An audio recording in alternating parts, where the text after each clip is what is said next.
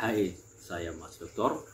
Kali ini kita membahas tentang bagaimana seorang Erick Thohir yang secara mengejutkan menjelaskan bahwa kita nanti nggak ada istilahnya nggak ada target untuk Piala AFF. Kalian pasti ingat, terutama publik sepak bola yang usia di atas 22 kepala tiga lah. Jadi selama sekitar 20-an tahun ya kita itu benar-benar menunggu timnas kita untuk bisa memenangi Piala AFF. Tapi pada kenyataannya pasti kita gagal di final. Walaupun kita punya pemain yang saat itu di laga-laga awal itu bagus banget ya. Kita punya legenda Boas, Bambang Pamungkas, dan banyak pemain-pemain lagi. Tapi biasanya di final langsung kayak gitu. Jadi kita punya pengalaman buruk dengan AFF, dan AFF itu tidak masuk dalam kalender FIFA. Dan satu hal yang menarik bagi Erick Thohir adalah Erick Thohir sama sekali dia tidak ingin menurunkan pemain senior. Karena apa? Dia mau menurunkan pemain-pemain muda. Nah, di sini sebenarnya keputusan yang cukup kontroversial, tapi kita pikir ya memang karena nggak ada agenda FIFA ya. Jadi sesantai itu Erick Thohir. Nah, kita ingat bagaimana seorang Rizky Ridho, ya teman-teman ingat ya Rizky Ridho, Pratama Arhan yang dulu sempat jadi bahan kontroversi ya. Ternyata di bawah asuhan Sintayong, keduanya menjadi pemain inti di timnas senior. Termasuk Hernando dan beberapa pemain muda lain, Marcelino tentunya.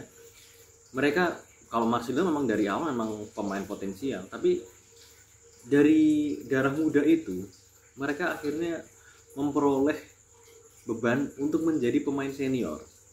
Jadi setengahnya potong generasi, belum ditambah dengan pemain-pemain yang dari luar negeri, dari Belanda, yang besar di Belanda.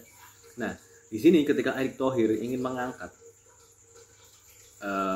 generasi baru, maka turnamen yang dijadikan sebagai percobaan itu adalah AFF. Ini sangat berbeda dengan bayangan kita dulu ya. Kita dulu ingat, saya waktu itu masih kecil dan menyaksikan bagaimana timnas itu kalah menyakitkan di final. Kalau misalkan kita kalah nggak sampai final, semifinal nggak masalah. Itu berkali-kali kita kalah di final. Dan ternyata sekarang level kita bukan lagi di AFF, Bung. Tapi level kita sudah di calon peserta Piala Dunia. Bayangkan aja. Saya aja nggak ada bayangan Indonesia bakal seagresif itu. Walaupun oke, kita tahu negara mana yang pertama kali menggunakan pemain naturalisasi. Kalian ingat bagaimana kita melawan banyak pemain asing waktu melawan Singapura, susah banget ya. Dan kita juga banyak pemain, tapi ternyata berhasil. Jadi naturalisasi pun juga ada strateginya, begitu. Nggak asal. Saya ingat bagaimana dulu banyak banget pemain. Mungkin teman-teman bisa lihat video-video yang lama tentang naturalisasi yang gagal.